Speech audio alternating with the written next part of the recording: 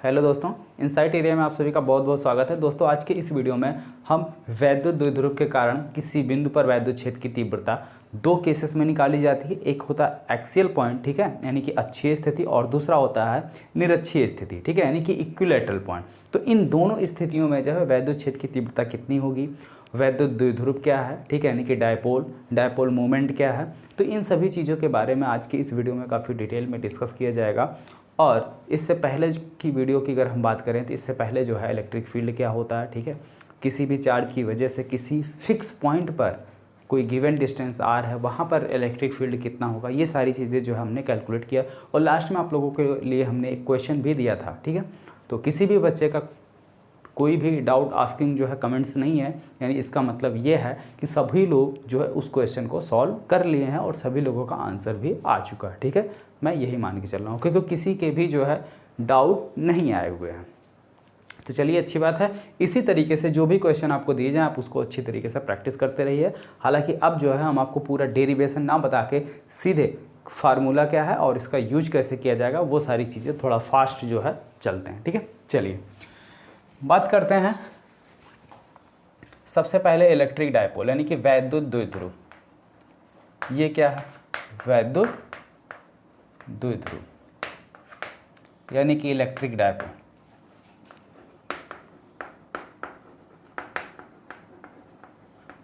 Electric dipole, तो अगर हम इलेक्ट्रिक डायपोल की बात करें यानी कि वैद्युत द्विध्रुव पे, तो इसमें क्या होता है कि इक्वल मैग्नीट्यूड यानी कि समान परिमाण के दो अपोजिट चार्ज, ठीक है, एक अगर प्लस क्यू चार्ज है तो दूसरा माइनस क्यू चार्ज होना चाहिए, ठीक है। और इसका मैग्नीट्यूड यानी अगर इसकी मैग्नीट्यूड की हम बात करें तो दोनों, अगर इसको Q1 ले लें इसको Q2 ले लें तो दोनों का मैग्नीट्यूड क्या होना चाहिए? सेम होना चाहिए, ठीक है। और नेचर क्या है? दोनों का अपोजिट है, ठीक है। तो इस प्रकार के अगर दो चार्ज आपस में एक दूसरे से अल्प दूरी, ठीक है, काफ़ी स्मॉल डिस्टेंस पर रखे हुए हों और इस स्मॉल डिस्टेंस को हम लिखते हैं 2l, ठीक है। तो इस प्रकार से जो हमारा सिस्टम बनता है या जो निकाय बनता है वो क्या कहलाता है? वैद्युत द्विध्रुव कहलाता है, ठीक है। और अगर इसके हम डायपोल मोमेंट की बात करें तो dipole moment equal to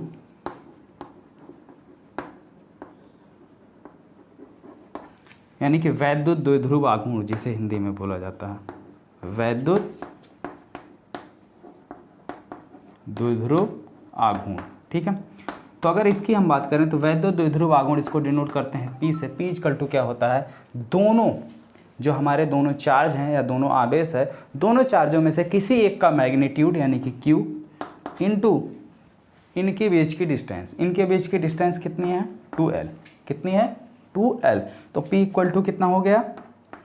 2ql, ठीक है। इसकी यूनिट यानी कि मात्रक क्या हो जाएगा? Q का मात्रक क्या हो जाएगा? कूलाम, ठीक है। और इसका मात्रक L का मीटर, तो कूलाम मीटर इसका क्या होता है? मात्रक होता है, ठीक है। तो ये जो है क्या है? डायपोल मोमेंट, ठीक है। यहाँ तक बात समझ में आ गई? चलिए आगे देखते हैं। अगर यहाँ तक क्लियर हो गया है तो अब कोई डायपोल मोमेंट है, अगर इसके एक्सियल पॉइंट पर, ठीक है, कोई पॉइंट दिया हुआ है एक्सियल स्थिति में,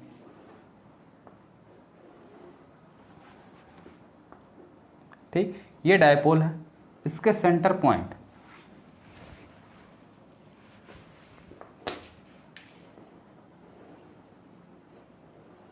जैसे मान लो ये कोई डायपोल क्या है? A B है, plus Q charge minus Q charge. इसके बीच की डिस्टेंस कितनी है? Distance between them 2l। ये इसका क्या है? सेंटर पॉइंट यानी कि मध्य बिंदु O है, और O से R डिस्टेंस पर, ठीक है, कोई पॉइंट क्या है? P है।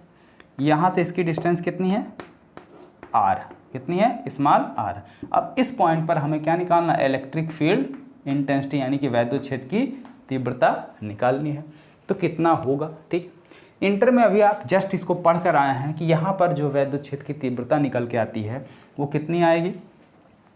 1/4 पाई एप्सिलॉन नॉट 2p/r³, ठीक है। यही चीज़ निकल के आती है, ठीक है। इसको मोटी मोटा हम आपको बता दे रहे हैं कि इसको आप डिराइव कैसे करेंगे, लेकिन डिराइव से हमें कोई मतलब है नहीं, ठीक है।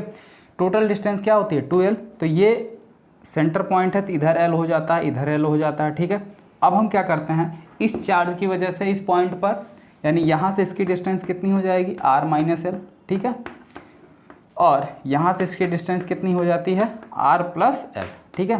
तो अब दोनों चार्जों की वजह से इस पॉइंट पर अलग अलग हम क्या करते हैं, इलेक्ट्रिक फील्ड इंटेंसिटी यानी कि वैद्युत क्षेत्र की तीव्रता कैलकुलेट करते हैं और फिर उसका क्या करते हैं, रिजल्टेंट ले लेते हैं।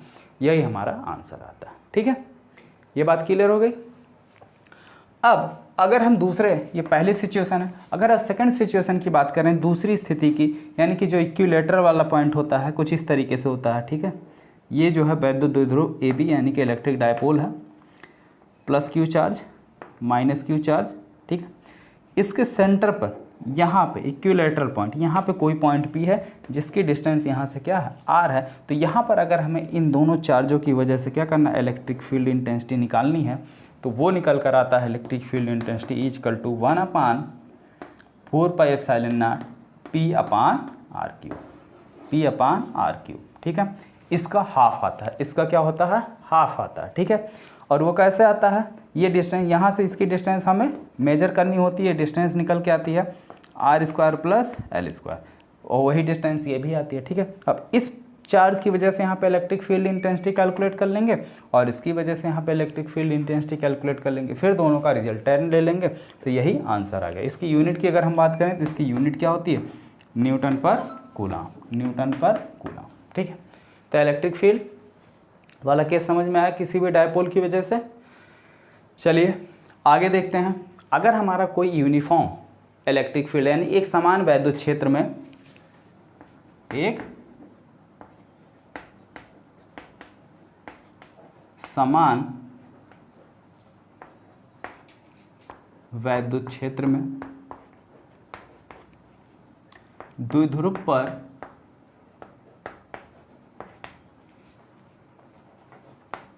लगने वाला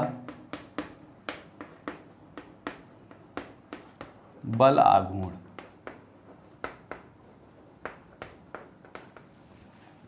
यानी कि अगर कोई यूनिफॉर्म इलेक्ट्रिक फील्ड है और उसमें कोई डायपोल रखा जाता है तो उस डायपोल पर कितना टार्क्यू कार्य करेगा, यानी उस टाउ कितना होगा, इसको कैलकुलेट करते हैं। तो टार्क्यू टाउ इक्वल टू क्या होता है, जरा इसको देखिए, नहीं समझ में आएगा तो पूछ लीजिएगा। हालांकि डेरिवेशन हम बता नहीं रहे, डायरेक्ट आगे बढ़ रहे हैं, ठीक है, फार्मूले पे, जिससे जो जल्दी से आपका सिलेबस भी कंप्लीट हो और अधिक से अधिक हम न्यूमेरिकल भी सॉल्व करवा सकें, ठीक है, ज़्यादा से ज़्यादा न्यूमेरिकल की प्रैक्टिस हो सके। इसीलिए जो है अब डेरिवेशन बता नहीं रहे हैं, सीधे सीधे फार्मूला क्या है उस पर जो है बात की जा रही है। तो जैसे मान लीजिए ये क्या, हमारा कोई यूनिफॉर्म इलेक्ट्रिक फील्ड है, ठीक है, एक समान वैद्युत क्षेत्र, इसके अंदर कोई डायपोल इस तरीके से रखा हुआ है, ठीक है, ये कोई डायपोल रखा हुआ है AB, ठीक है, प्लस चार्ज और माइनस चार्ज। तो इस पर एक फोर्स कार्य करेगा, ठीक है, फोर्स F इक्वल टू कितना कार्य करेगा, QU, और इधर एक फोर्स कार्य करेगा QE, ठीक है, F इक्वल टू। तो ये दो फोर्स कार्य करेंगे, ये फोर्स इधर खींचने का प्रयास करेगा, ये फोर्स इधर, जिसकी वजह से डायपोल क्या हो जाएगा, संरेखित हो जाएगा, यानी डायपोल जो है मूव करके इलेक्ट्रिक फील्ड की डायरेक्शन में आ जाएगा, ठीक है। यानी ये दोनों फोर्स कार्य कर रहे हैं, ये दोनों फोर्स क्या करेंगे, इस डायपोल को जो है इलेक्ट्रिक फील्ड की डायरेक्शन में लाने की कोशिश करते हैं, ठीक है। तो दो बल कार्य कर रहा है, कितना, एक बल यहाँ एक, यानी कि बल युग्म। तो वही जो है किसी भी द्विध्रुव पर लगने वाला बल युग्म आघूर्ण टाउ इक्वल टू होता है दोनों बलों में से कोई एक बल, ठीक है, दोनों फोर्सेस में से कोई एक फोर्स, तो कोई भी एक फोर्स ले लो, दोनों का मैग्नीट्यूड सेम है, बस डायरेक्शन अपोजिट है। तो QE इंटू इनके बीच की परपेंडिकुलर डिस्टेंस, ठीक है, perpendicular distance between two forces, ये डिस्टेंस नहीं चाहिए, ये दोनों फोर्सेस के बीच की डिस्टेंस। तो इस फोर्स की अगर हम क्रिया रेखा को जो है पीछे बढ़ाएं तो ये इधर जा रहा और ये इधर जा रहा, तो इन दोनों को ऐसे मिलाने वाली, यहाँ से यहाँ परपेंडिकुलर ड्रा कर देते हैं, ठीक है। तो इनके बीच की जो परपेंडिकुलर डिस्टेंस होती है, ये डिस्टेंस हमें चाहिए AB, अगर इसको नाम दे दें C तो हमें चाहिए BC, ठीक है। अब अगर देखिए वैद्युत द्विध्रुव को क्या करते हैं, इलेक्ट्रिक फील्ड से अगर हमने रखा थीटा कोण पर, तो ये टोटल डिस्टेंस कितनी होती है 2L होती, कितनी होती है 2L। ठीक है, अब ये लंब का यानी कि परपेंडिकुलर हो गया, ये हाइपोटेन्यूस हो गया, तो परपेंडिकुलर और हाइपोटेन्यूस यानी कि लंब बटे कर्ण किस में आते हैं साइन थीटा में। ठीक है, तो यानी कि BC upon 2L is equal to sine theta, तो BC इजकल टू कितना हो जाएगा 2L साइन थीटा। ठीक है, इंटू BC, तो क्या हो जाएगा QE BC का मान कितना 2L साइन थीटा। ठीक है, इसको इसके साथ में 2L को इधर ले आओ, तो Q 2QL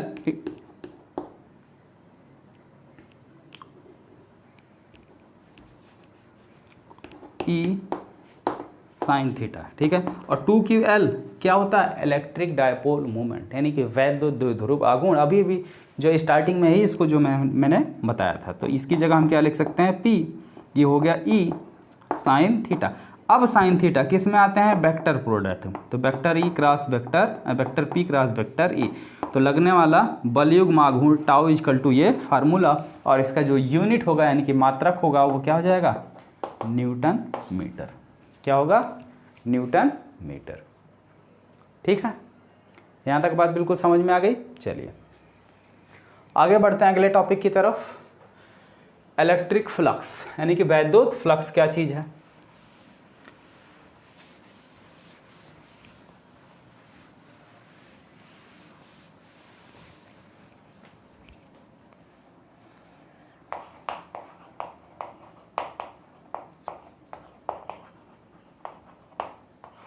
इलेक्ट्रिक फ्लक्स यानी कि वैद्युत फ्लक्स। तो अगर हम वैद्युत फ्लक्स की बात करें तो वैद्युत फ्लक्स को डिनोट किया जाता है फाई ई से, किससे फाई ई से, और फाई ई इक्वल टू होता है ई डॉट डी एस या E D S cos theta. अब देखिए इसकी डेफिनेशन की अगर हम बात करें तो इसकी डेफिनेशन यह है कि अगर कोई हमारा इस तरीके से अगर कोई इलेक्ट्रिक फील्ड है तो किसी भी इलेक्ट्रिक फील्ड में, ठीक है, किसी वैद्युत क्षेत्र में किसी भी काल्पनिक पृष्ठ से गुजरने वाली कुल वैद्युत बल रेखाओं की संख्या, यानी number of total electric field line passing through the imaginary surface. ठीक है, कोई भी काल्पनिक पृष्ठ अगर इस तरीके से हमारा है, ठीक है, तो इस काल्पनिक पृष्ठ से जितनी भी वैद्युत क्षेत्र लाइन क्या होगी पास करेगी, उन सभी के जो है नंबर यानी कि परिमाप जो है क्या कहलाएगा इलेक्ट्रिक फ्लक्स कहलाएगा। ठीक है,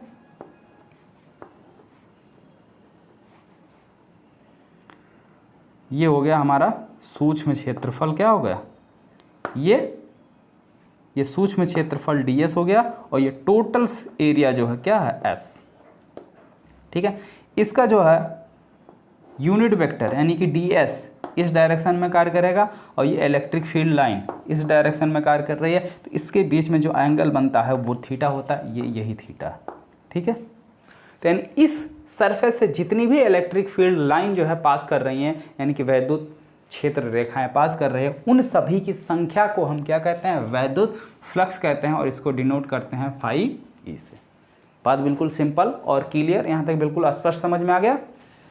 इसके यूनिट की अगर हम बात करें फाई ई, ठीक है, फाई ई की यूनिट की अगर हम बात करें तो इसका यूनिट क्या हो जाएगा न्यूटन पर कूलम ds। ds का मतलब ये क्या सरफेस यानी इसका पूरा एरिया यानी कि क्षेत्रफल मीटर स्क्वायर, तो क्या मात्रक बन गया न्यूटन मीटर स्क्वायर बटे कूलम। ठीक है, ये इसका मात्रक हो जाएगा। अब इसमें भी कई केसेस हैं। ठीक है, अगर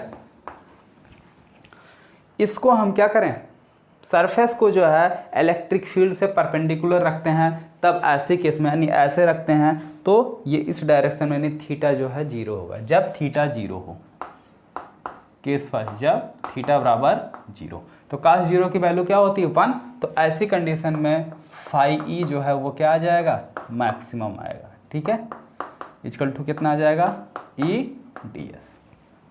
फाई इसकी वैल्यू 1 और cos थीटा की अधिकतम वैल्यू होती है 1। ठीक है, तो जब इसकी मैक्सिमम वैल्यू 1 है तो ये पूरी वैल्यू भी क्या हो जाएगी मैक्सिमम हो जाएगी। दूसरा कंडीशन, जब थीटा इजकल टू 90 डिग्री, जब थीटा का मान क्या हो जाए 90 अंश हो जाए, तब फाई इजकल टू कास 90 की वैल्यू कितनी होती है 0, यानी कि मिनिमम 0।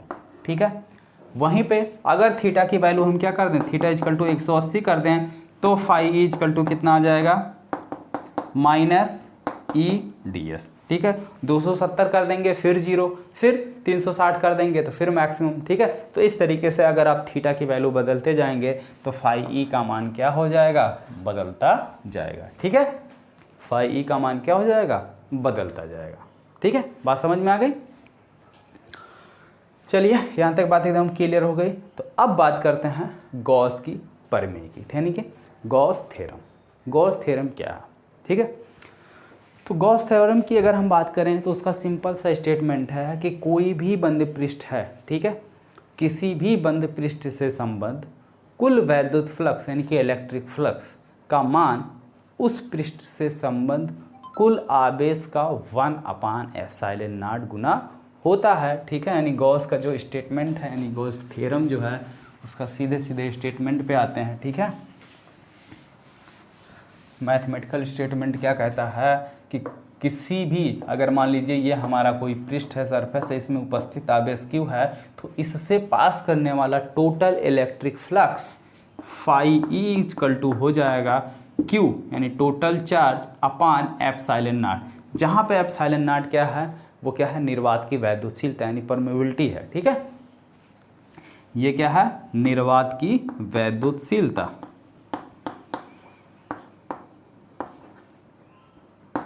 निर्वात की